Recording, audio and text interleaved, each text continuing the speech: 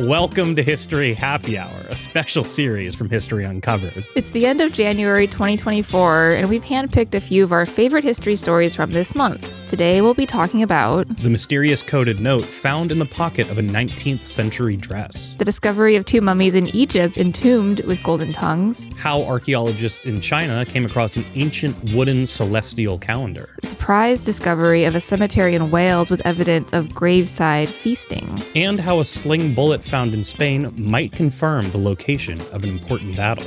As well as a number of historical anniversaries from January, including the ratification of the Treaty of Paris, the miracle on the Hudson, and the first sale of the Apple Macintosh. I'm all that's interesting staff writer Kalina Fraga. And I'm all that's interesting staff writer Austin Harvey. And welcome to the first History Happy Hour of 2024. All right, so we're going to talk first, as we usually do, about some of the stories we've covered on the site in January. Yeah, I was going to say, it's kind of fun this time around. I think it's like almost it's not a 50-50 split because we did 5 of them, but I think 3 of them are yours. We are the only 2 writers who wrote any of these, yeah. Yeah, I know. Yeah, we don't have to talk about anybody else's writing. Just us. Just us. Well, I wrote the first one on this list, which is about this strange coded note that was found in a 19th century bustle dress, which is a dress with like kind of the back goes like kind of up. Oh, yeah. Yeah, it was this woman bought it at like an antique fair. She collects old things and found this note in the pocket. And it has lines like, one line was, Bismarck, omit, leafage, buck bank, Paul ramify, loamy, event, false, new event. So that stumped her. So she put it online to see if anyone could crack the code. And there were all sorts of theories of like, was it a secret note between lovers? Was it like a spy? Something to do with like illegal gambling? But yeah, it's not any of those things. It's actually something a bit more banal. This data analyst figured out that it's codes that were meant to represent weather observations in the 19th century. Oh, weird. Because back in the day, telegraph companies charged by the word. So these businesses, not just weather stuff, but like all over the country would come up with these codes. They could send information back and forth more quickly and cheaply. Makes sense. It's like when we used to all have limited texting plans. And then like you text somebody like, hey, make sure your messages to me aren't just yes or no because I only have 150 texts to send every month. And then they're like, got it. And you're like, God, no, that's exactly what you're not supposed to do. Okay. And then you've wasted all of them. Yes. That's exactly what this was. In this case, something like Bismarck, omit, leafage, buck bank could be translated to mean that at Bismarck Station in the Dakota Territories at 10 p.m., the temperature is 56 degrees. Their barometric pressure was 30.08 Hg. I'm not even sure what that really means. The dew point was 32 degrees. The weather was clear and dry, and the wind was blowing at 12 miles an hour. Wow. I know. And it took this guy, like, he like poured over almost 200 old code books to figure this out, and then finally figured out it was weather stuff. But they're not sure who the dress belonged to or why this woman would have had this note in her pocket. That's a mystery still. Huh. Interesting. Yeah. There's a lot of information there conveyed very concisely. Yeah, I think it's so interesting because he was like, back in the day, this stuff would have made sense, but there was no reason to really keep it around. Right. Yeah, that's kind of strange. Yeah. Huh. Wow, look at the rump on that dress. Yeah. That was the look. That was the fashion. That's funny. Well, that's kind of fascinating. It was a fascinating story with sort of, an ordinary answer to the puzzle, but... Yeah. But not even entirely, because like you said, it's still a mystery as to why she'd be carrying it around. Like, oh, yeah, I don't know. Well, the note also had the name Bennett on it, and they thought there was this, I think it was in DC, there was some like weather station. They found there was a male employee, the last name Bennett, and he had a wife, but she was 8 months pregnant at the time that this telegraph was sent. So she wouldn't have fit into the dress. So that didn't make sense. So very weird. Very weird. Yeah. I like the comment that somebody left on that article. Quite interesting. Thanks for sharing. You're very welcome.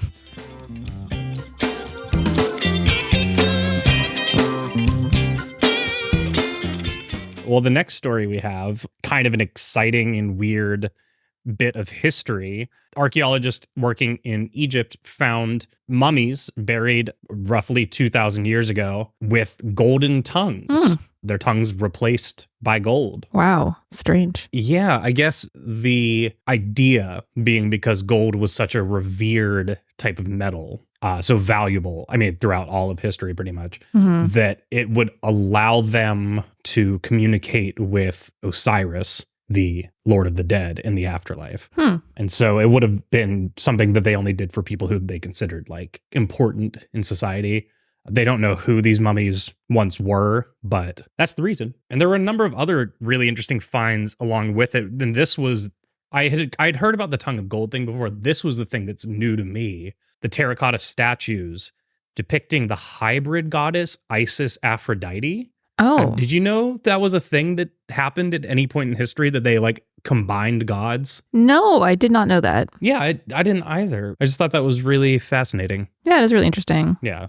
This was for context, the tombs were found in Oxyrhynchus. And they found tons of well, not tons, but they found other mummies with golden tongues there as well, right? Yeah. These are these make 16. But pharaohs didn't have golden tongues, I don't think, that I know of. No, I wonder if part of it was just that they were already revered, like they could already talk to anyway. Yeah. No, that's possible.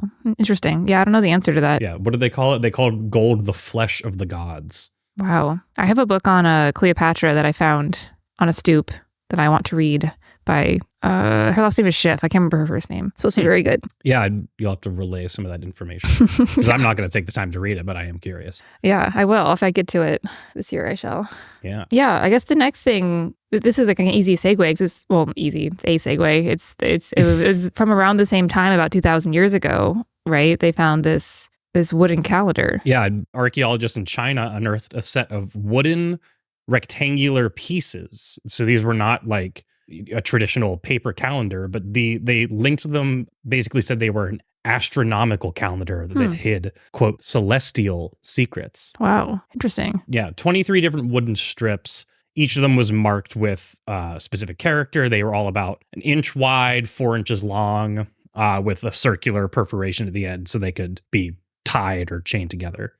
Kids' flashcards, you know how they have that like ring at the end of them sometimes? Oh yeah, like a binder ring kind of. Yeah. So kind of like that, but made of wood. Each one was inscribed with the Chinese character related to the Tiangen Dizi, or in English, the 10 heavenly stems and 12 earthly branches, which was an ancient Chinese astronomical calendar system established during the Shang dynasty, which was like 1600 BCE. Wow. It's so fascinating how ancient cultures came up with these different ways of tracking time. Yeah, I did a little bit of digging into like how this calendar system worked. The names kind of gives it away. They had a cyclical combination of 10 what they called celestial stems that corresponded to 10 days of the Shang week. And then the 12 earthly branches represented a cycle of 12 days. So the calendar cycle was on like a 60-day cyclical system. Wow. Yeah, and based on that cycle, archaeologists think one of the wooden slips might represent the year the tomb was sealed. The other 22 could basically specify any other specific year on the calendar. So they don't have a lot of specifics about interesting. What these mean. I wonder if it marked significant moments in this person's life who was buried there. Maybe, yeah. Yeah, it's really scarce information, at least at the time of writing this article, about what everything could have meant here. Yeah, wow. Fascinating. Yeah, it's a really, really interesting calendar system. It's always fun to look back on the ways people track time before the calendar system we know now. Well, the calendar was like pretty accurate, Julius Caesar's calendar. And then the Gregorian calendar, which came after it, was like, well, like Easter was getting too far away from the solstice. They needed to fix that. So they came up with leap years, I think is the story. But they did this hundreds of years ago and it worked. Like that's fascinating that they figured that out. Yeah, I mean, I think they were talking, I read about this maybe like a year ago or something, but there's a project. Oh, I know what you're talking about. We have a post about... People are like trying to develop a new calendar system. Yes. We have a post, I think it's called What Year Is It? And it's all the different, what year based on different cultures. And this is like one of them. It might not be in that article. It might be in a different article. It might not be in that article. Yeah. And so, it's fascinating because people they basically looked back at the Gregorian calendar and they were like, we could do this better. Yeah. Well, even the Gregorian calendar, like eventually it's going to have the same problem where we're slowly sliding like in the wrong, it's not going to be as accurate, like way in the future. Right. Yes. But also think about like what a massive undertaking it would be to try and change the calendar now. Yeah. I did find the article that I was trying to think of. Okay. This Hank Henry permanent calendar. Mm-hmm. The idea here is to like that it would be very, very, very down to what's the word I'm looking for? Like nothing would ever change year to year. Like a no leap years? No leap years. January 1st would always be on a Monday. Oh, weird. What if your birthday was January 1st? Wait, New Year's Day is always on a Monday? According to this calendar system that these two guys are proposing. Oh, like this year, actually. New Year's Day was on a Monday. Yeah. October 31st, when many celebrate Halloween, would be eliminated altogether, along with Friday the 13th. Oh, that seems unnecessary. It would also eliminate time zones. Wow. How would it do that? I don't know. They also claim that it would save you over $500 a year somehow. All right. Interesting. I guess there's probably a reason why we haven't all jumped to convert to that calendar, but... Yeah, I think it's relatively new. The CBS article is from February 2020. Interesting. So. Well, we should do a podcast about calendars. That should be fun. There's this Washington Post article from November 2013. We're going on so much about calendars here. But it's I don't know. It's so interesting. It's so interesting. Yeah. There was almost a calendar that would have had 13 months and 28 days in each month. When was that proposed? Was that in 2013 or is it much older? Well, no, this would have been in 1923. Whoa. There was a special committee of inquiry into the reform of the calendar, and they proposed a plan called the International Fixed Calendar, which was comprised of 13 months of 28 days. Where did this happen? Was it in the States or somewhere else? It was in the States. Or no, it was the League of Nations. Whoa. Oh, doing the important work, that League of Nations. Yeah. I mean, that's fair. That does seem like a multinational decision to make. You said this was in the 20s? Yeah. That is fascinating. That is really fascinating. After World War I, that they would be like, all right, we're all going to work together now. And one way we're going to do that. We should all get on the same page. Yeah, literally. Same page of the calendar. Of the calendar, yeah. Wow. Huh. Yeah. Anyway, we can move on from calendars now, but that's a little calendar funness for you. I think we should do a podcast about the calendar. Yeah, we could. We could go on about it. Clearly. We find it fascinating, so...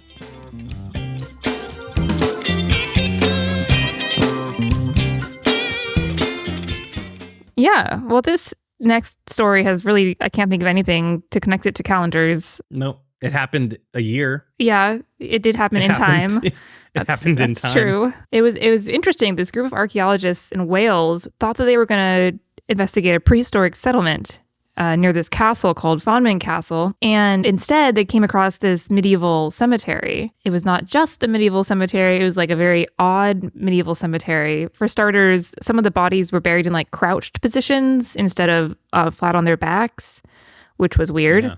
They also found evidence of graveside feasting rituals, which included animals that had apparently been butchered and cooked, glass drinking vessels, and even a small peg that might have been used for like a cribbage-like game. Oh, weird. But there were no settlements nearby, which led them to assume that people had come to the cemetery specifically to do these things, to eat and play games and things like that. So it's like a park, but also a cemetery. Yeah, exactly. Fascinating. Very interesting. And it's interesting you make that point about parks too, because cemeteries back in the day were intended to be like parks. I mean, there's cemeteries in New York, the Greenwood Cemetery near me. Right, yeah. It's a park. It's basically a park. You can go and walk around. And it's beautiful.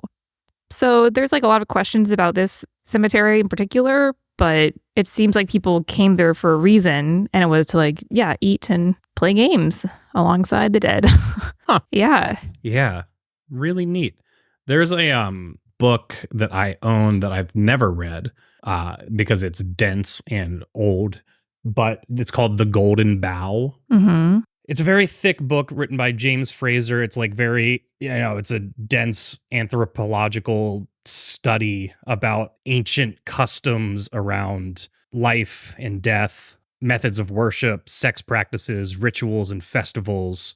And at the time that it came out, which I want to say was like early 1900s, it was like really instrumental in changing people's notions about primitive life, where everybody thought it was very, very, primitive, right? Simple, not very complex. But this book really changed a lot of people's opinions on that and said, no, there was like a lot going on at the time. 1922 was published. Huh. Yeah, that is interesting. I do want to read it eventually, but it's, Yeah, especially since I feel like especially writing news stories about like archaeology, it's like it's evidence of people living complex and rich lives that we don't understand at all. We didn't put it in this episode, but there was that they found an entire civilization recently, evidence of an ancient civilization in the Amazon rainforest. Yeah. And they just thought people didn't live there for years. Did you write that? I did, yeah. Is that did they use that new technology to like, it's like a laser type? Yeah, that LiDAR scans or whatever, yeah. We've done a couple articles where they found like pretty fascinating stuff with that. It's like it's in plain insane sight. What they can find. Yeah. But yeah, they found different mounds throughout the Amazon that they were like, oh, people definitely lived here. There's evidence that they had like shelters lined up, but it wasn't like a bunch of villages scattered about. It was a massive city with like interconnected roads that led directly from point A to point B, which fascinating. is, harder to do than to trace the natural landscape of the road, which indicates that they actually were designed to be traveled between. Yeah. Wow. I mean, it makes you wonder, like, what will be left of, like, our civilization in, I don't know, a couple thousand years. Well, I don't know. I mean, maybe the Earth will be just, like, a dead husk at that point. Yeah. I was thinking of that scene from, like, Planet of the Apes where he sees the Statue of Liberty washed up on the beach. Right. Yeah. I always think about, like, when you see old coliseums and, like, our sports stadiums now and how similar they are and what those would look like when, civilization, like, collapses at some point. Yeah. When it inevitably collapses. Yeah. No, yeah. It's really interesting to think about what that would look like. Yeah. There's so many cool different interpretations of it. Are you've probably, maybe you've watched it, but are you familiar with the show Adventure Time? The cartoon. Oh, my sister used to like it. Yeah, I haven't really watched too much of it, though. That's a post-apocalyptic show. It's set on Earth after the quote-unquote mushroom war, like a nuclear war that brings magic back to the planet. Huh. And so, like, all the candy people and stuff are, like, future Earth. Interesting. Yeah. Huh. Just a weird bit of lore about that show, but I always love the different interpretations of what that could look like.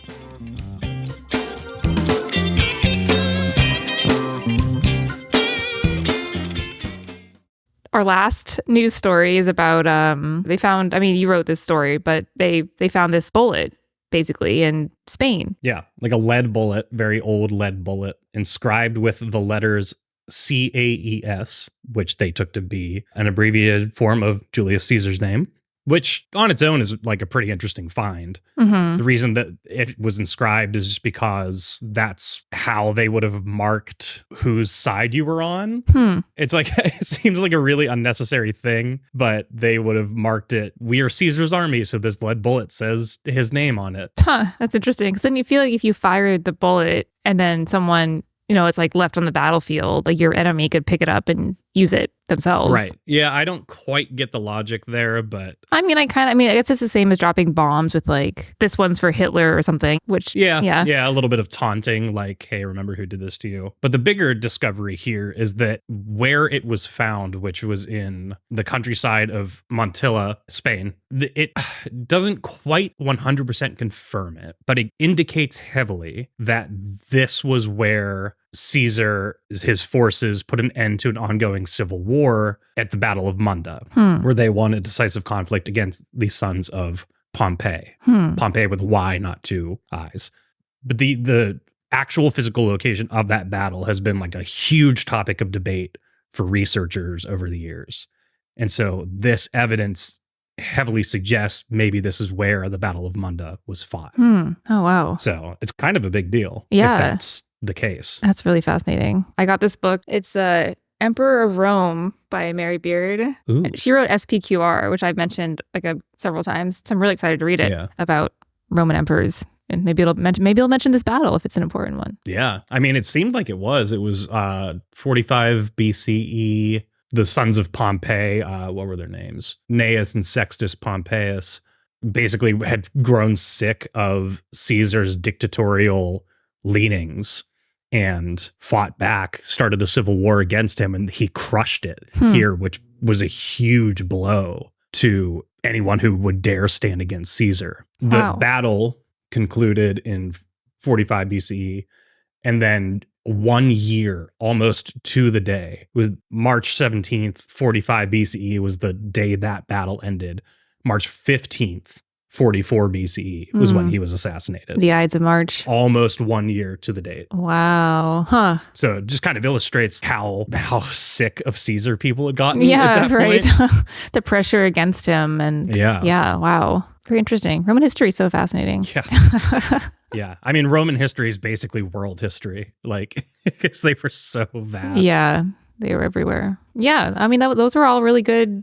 I mean, if I don't say so myself, like really good news stories this month, I think. I think so too. Covered an interesting array of topics. Yeah. No, we started the new year off strong with news stories this year. Yeah. This is like not important, but the one I wrote today about the swearing parrots. Oh, yeah. My parents have one of those parrots. The African gray. Really? Yeah. She doesn't swear, but she does talk. And she's really mean. She could swear. We don't swear at each other in our family. So she would never learn it, I guess. But the phone rings, she'll like answer, she'll go hello and things like that. And if we open the door for the dog, she'll like whistle for the dogs. And she's really smart. Oh, wow. But she is mean. She'll bite you. Yeah. Yeah. She only likes my brother and everyone else she hates. That's funny.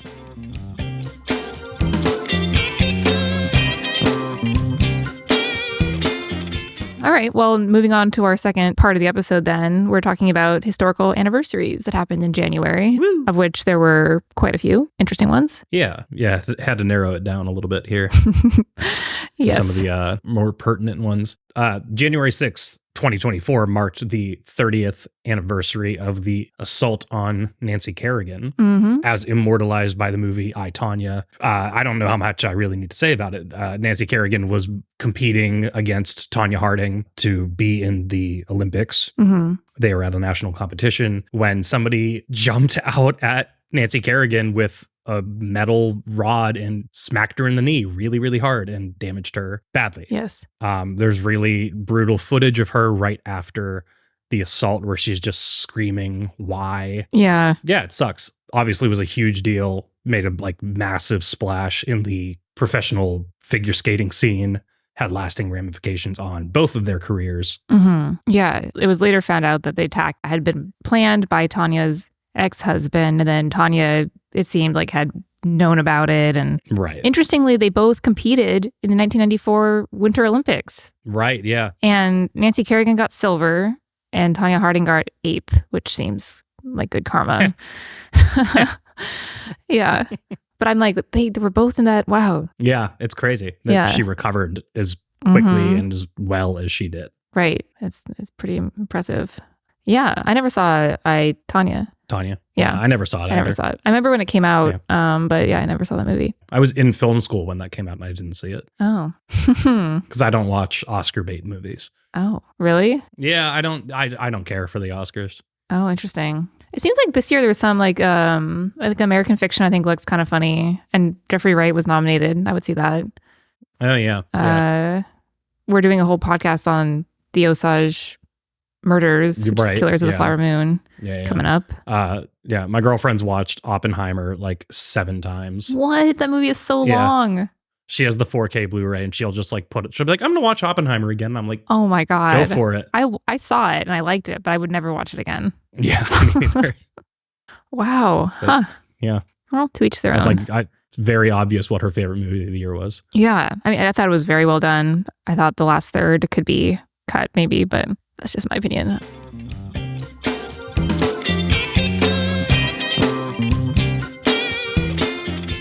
The next one we have is the Treaty of Paris, the 240th anniversary of the ratification of the Treaty of Paris by the Continental Congress, which ended the Revolutionary War. Right. I wrote a post recently. I don't know if it's gone live yet on the website or if it will be by the time this is out. Similar to our post on what year is it, I wrote one about how old is America. Oh, interesting. Which is an interesting... We celebrate July 4th as Independence Day. It's the day that America declared independence, as the name suggests. 1776, that's the date we officially say like the United States started. But you can make the argument that from the British perspective, the United States of America became a country on January 14th, 1784, which is when the Treaty of Paris was ratified. Yeah, that's interesting. Did John Adams come up in your post at all about how he thought July 2nd would be like Independence Day? He was like convinced about it. He wrote a letter to his wife about it. Wow. But it wasn't. It was the 4th. Wow. That's funny. Yeah. Yeah. I mean, this treaty, Britain recognized the independence of the colonies. Obviously, some issues remained, and they went to war in 1812, and the British burned down the White House. But now it's all good. Special friendship and everything. So worked out in the end. And we still don't get taxed on tea. Yeah, that's right. Yeah. I always forget that. It's such a funny detail. I didn't read the whole article, but I guess some American researcher was like, the right way to make tea is by adding a pinch of salt. And the British were like, no, hard stop. No. Nope. Never heard that in my life. But saw some headlines about it. Who knows? All right. So the next one, I guess we're jumping forward a couple hundred years to 2009 and to the miracle on the Hudson, which happened on January 15th, 2009. And that, of course, was when pilot Scully Sullenberger and his co-pilot landed a United Airways flight on the Hudson River after they hit a bunch of birds in the sky. Is that actually why? Yeah. I've never seen the movie. I didn't know that it was because of birds. They took off. It was like 3 minutes after takeoff. And the cockpit recording is like, they're like, what a beautiful day. And then Sully goes, birds. And his co-pilot says, whoa, oh shit. And they hit like all these birds, geese, I believe. Wow. And both the engines shut down, and Sully had to make a decision if he was going to turn around and go back to LaGuardia where they'd taken off, or try to get to New Jersey. And he said, we don't have time to get to either airport. We're going into the Hudson River. Wow. And air traffic control was like, what now? Like, you're going where? And then he had their engines were failed, so they landed in the river. And it's kind of like, it was like, charming is sort of the wrong word, but when they landed, all these like ferries and, came to like the rescue the passenger and the Coast Guard, but just these like little New York ferries as well. Huh. And the interesting thing too is that after the plane landed, there was an investigation of like, did Sully actually have to land in the river, or could he have made it back to LaGuardia? And they determined that if he were like a robot and not a human being, he could have made it back to LaGuardia. But when you added reaction time, then he made the right choice, because it was like that close of a call. Yeah. Huh. That's really fascinating. So this kind of leads then into our cocktail part of History Happy Hour, because after the miracle on the Hudson, there was a joke about a cocktail called the Sully, which was 2 shots of Grey Goose and a dash of water. That's really funny. Really funny. But then that's really funny. Then there was an official version made by someone named Dale DeGroff, who the New York Times described as the king of cocktails. And it has whiskey, sweet vermouth, bitters, and a float of the best champagne you can afford, and a Manhattan cherry. So it's a Manhattan with champagne. Well, one bartender said it's a Manhattan with a splash. And DeGroff said it's a sweet Manhattan with a float of champagne on top, the Manhattan for obvious reasons, but on the sweet side, and the float of champagne to rejoice that the thing floated and didn't sink. Fair enough, I guess. Yeah, that's fair. I don't know if I would like a Manhattan with a float of champagne on top. It sounds if it's if it's not broke, don't fix it. The Manhattan's a great cocktail. It is, and champagne's amazing. So yeah, I mean, I don't know. A couple years ago, when I was like, one of my COVID hobbies was like finding fun cocktails to make. And I made one called the Red Moon over Manhattan, which is Manhattan with red wine and like an orange in it. And it's very good. Really? Yeah. Huh. It's very pretty too. It's like a deep kind of like blood red. It has like a natural gradient to it. It's very pretty. This reminds me of I feel like I might have mentioned this before, but when I was studying abroad, there's this cocktail, not really a cocktail, but in Spain they drink red wine and Coke, which is really good, actually. I could see that being really good. Like cheap red wine and Coke. The flavors work together. Yeah. I mean, yeah. You get like cherry Coke. It's kind of in the same. Yeah, right. Kind of. Like a sweet red. Yeah. Yeah. Sounds good to me. Our next story is sort of tragic, but interesting. One of those interesting tragedies. It's the 150th anniversary of the death of Chang and Ang Bunker, who were conjoined twins from, now it's Thailand, but back then it was Siam. So that's where Siamese twins comes from. They were brought to the U.S. in 1829, and they performed all their lives in what was called back then as like freak shows, and made a lot of money doing that. And they lived they were like conjoined at the waist, and they lived until they were 62 years old, which seems sort of remarkable for their condition. And they lived like they had fascinating lives. Like they both married different women. They had families in different houses. They just alternated like which house they were going to stay in every couple of days. Interesting. But in any case, by the end of their lives in 1874, Chang died, and then Ang died a few hours later. Chang died of a blood clot, and at first it was suggested that Ang had died of like fright or like shock because his brother had died. They think now that maybe it's because his body was pumping blood into his brother's body, which was pumping no blood back into his body. And so he died of like blood loss. Wow. That must have been an agonizing last couple of hours. Yeah. I know. Just traumatic. It is interesting how, if freak shows have this, we don't look kindly back on them now, right? And obviously they have a reputation for treating their freaks very badly. Mm-hmm. Interesting in the case of Chang and Eng that they had, for the most part, pretty decent lives. Yeah, and there were other people like that who did pretty well on the circuit. But anyway, we have stories on the site of people who performed in these shows and like did well for themselves. Like they made good money because they had some sort of like disability that would have prevented them from working or having a normal life anyway. It was sort of a good option in a lot of ways for them. Yeah, it's a weird history. It is. Yeah. P.T. Barnum, the Barnum and Bailey stuff. Yeah, that's fascinating. Yeah.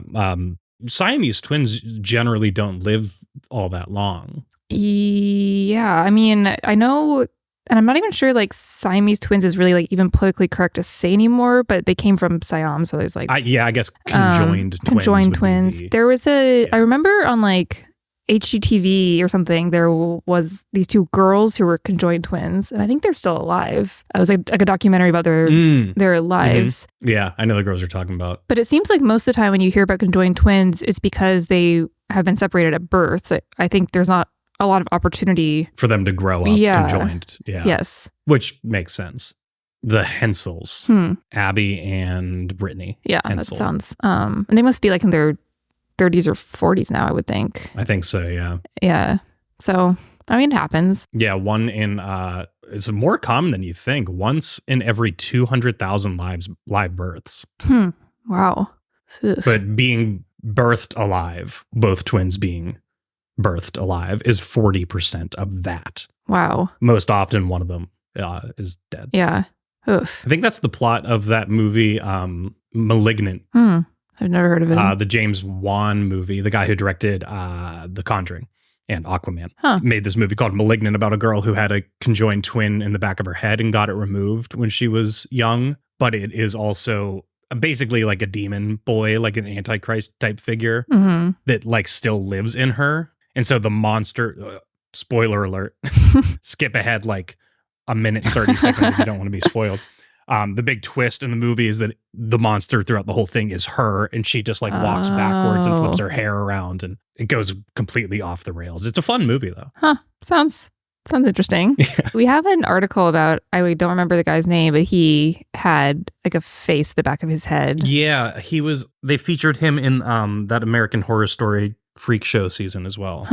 Interesting. The worst season of any TV show I've ever watched. Oh yeah? I'm not a Ryan Murphy fan. I hated that season. We don't need to get into it, but it's a bad show and it's a bad season of the show. I only watched the first season, and I think I watched a couple episodes of the second one in the mental asylum, and it was like, it was so like disgusting. And I was like, I can't do this. Yeah. The first season's the only one worth watching.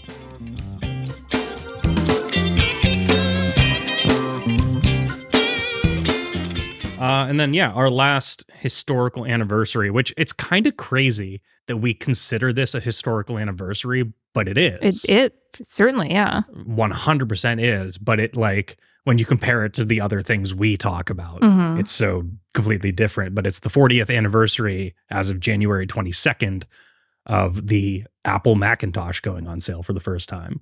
And of course, of that iconic advertisement, they had the 1984 ad that came out with like the Big Brother figure, and 40 years. The ad said, and you'll see why 1984 won't be like 1984. Yeah, it's a great ad. But it was a big deal because computers until that point were like complicated, and normal people couldn't really use them. And then Mac was like, here, you just click and point. How easy is that? And that changed. I mean, look at where we are today. Changed everything. Yeah. I know there are, most of us, I think, are fans of Apple products in general. iPhone is the most widely used phone in America. Not the case worldwide. A lot more people use Android phones and WhatsApp versus iMessage, whatever. We don't need to get into that debate. I think it's really interesting when people are quick to disparage Apple for what they've done in the tech space. And for sure, they've not always done great things. I think like when it comes to a person's right to repair their computer that they bought, Apple's terrible. Yeah, they're pretty annoying.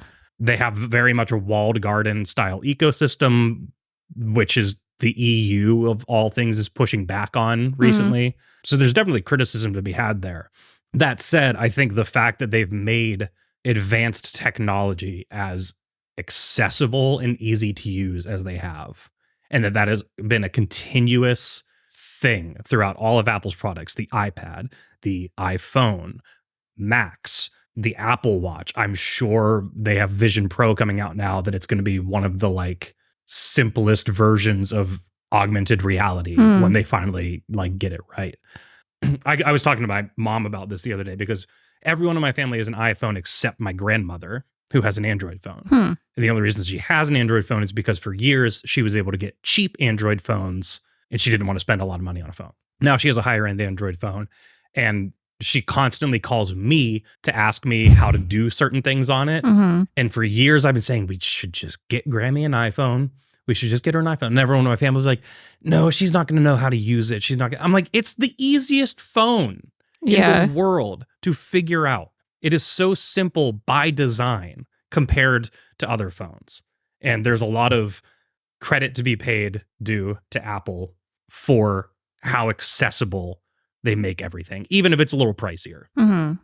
Yeah, for sure. I mean, the Macintosh was that, and that changed things. And I mean, the iPhone changed everything. Literally everything. Wasn't that the whole tagline with it? Like, this changes everything. And then they iterated on it. They were like, this changes everything again, or something like that. Yeah. I read this. It's not really a book. It's like I'm not really sure how to describe it, by Annie Ernaux, called The Years. It's kind of about her like growing up and everything. And she writes about how much the world changed when you could listen to music with headphones. And it was listening to music before had been kind of like sometimes a social thing. You would go over and listen to a record together, but it was sort of also like a private thing. And now you could walk on to the street and listen to music in your ears. That was so different. And now not only can you do that, it's all on your phone, which also has a camera, which also has like 100 other things you can do. And a very advanced camera. Yeah. Like not just this will have to do because it's like you can shoot a feature film on it now. Right. Yeah, it's pretty amazing. I mean, I completely skipped over the iPod when I was going on my tangent.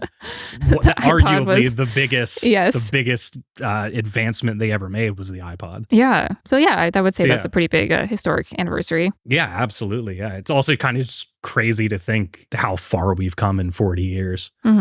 Yeah, really. That's so true. Where will we be in 40 more years?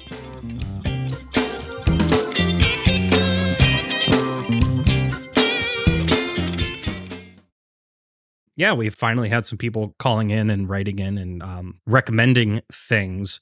And someone recommended an episode of Law & Order SVU that, while not directly naming David Reimer, basically retells his story. Who we covered on a past episode. Yes, yeah, who we talked about before, of somebody who was born male, a botched circumcision led them to be raised female, and then they would eventually transition back to their original gender. Yeah, that's in an episode of Law & Order. So if you're a Law & Order fan, you might have seen it already, not even realize that was David Reimer's story. And if you are not a Law & Order fan, it might be worth checking out if you're just interested in stories like David Reimer's. Yeah, well, it's so fascinating. I think that's a story that's not super well known, but some scriptwriter in Law & Order came across it at some point and was like, that's compelling. Let's throw it into a TV show. Yeah. And it is a fascinating story. A TV show where it doesn't even really fit.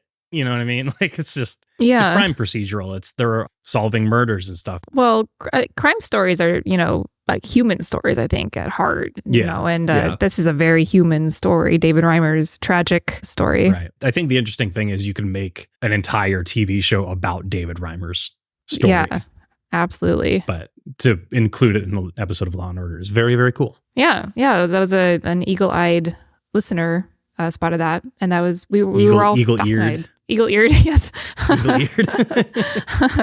Yeah, we were excited to get that call and to be like, oh yeah, and Law and Order covered him. How interesting. Yeah, but also nice, again, as much, we sit here and we talk about stuff. We don't pretend to know everything. And I hope, I saw a negative comment about our podcast once that was like, these two don't know anything. And I was like, I never claimed to. Well, I think like part of the fun of our job is we get to learn so much, but it's like we're not experts on everything. We learn about these things every day, and then we distill and share the information with other people. Yes. But so I mean, we're constantly learning stuff. That's part of the fun of our job.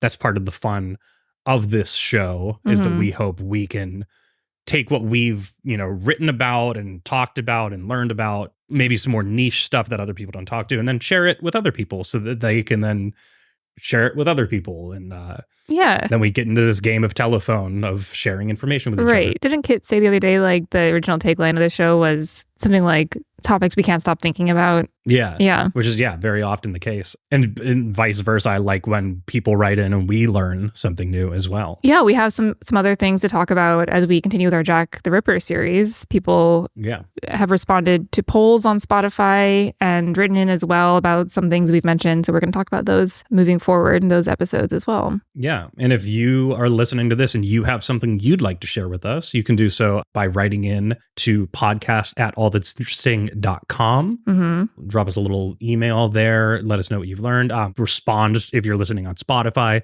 This episode will likely have a poll of some kind than we usually do. And you can also leave a voicemail if you want, as this Law & Order listener did. The number is 929-526-3029. And it's fun to hear what people think and have noticed. And we're, super into that. So definitely do that. Sure. Yeah. And if you want to get more into any of these stories that we talked about today, or the stories behind these historical anniversaries, you can, of course, find those at allthat'sinteresting.com. Become a member there at allthat'sinteresting.com/membership and allthat'sinteresting.com/sign up if you'd like to sign up for our newsletter. Yes, 100%. And we'll be back next week with episode 3.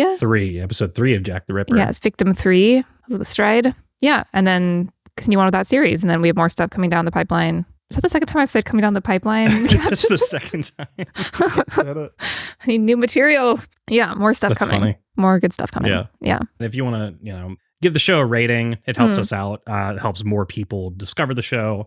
Also makes me feel good. So that's always, I'm assuming it's a good rating. Yeah, it's nice. It's nice to read the nice ratings. Yeah, for sure. Can rate us low and humble me. It's your life. Do what you want.